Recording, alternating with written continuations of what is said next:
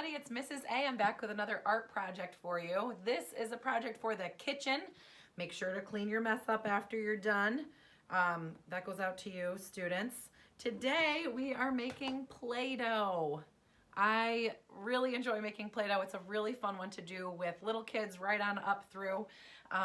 It's a super basic recipe. You do not need cream of tartar for this. There's not a lot of wacky ingredients in here. It's just flour, salt, water, vegetable oil, and if you want to add some food coloring and play around with mixing some colors, you can do that if you want to. This Play-Doh does not last forever, but you can extend its life by keeping it sealed up in a glass jar or Ziploc baggie, whatever you've got. I really enjoyed this because my 5-year-old Sam really liked this project. He came up with a whole bunch of different sea creatures. He made, this is a fish. I don't know, it was just really fun. He was occupied for a good long time after we made the Play-Doh.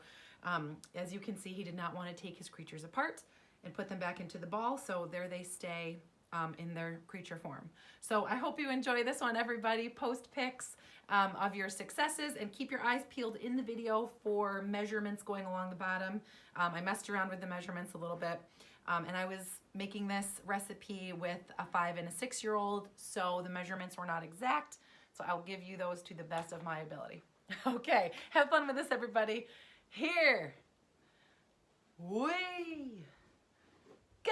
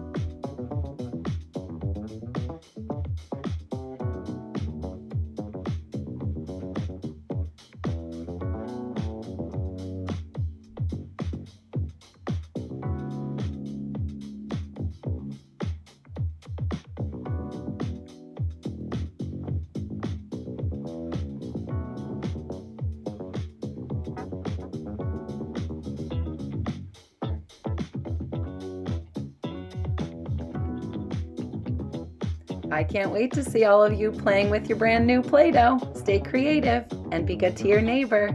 Bye.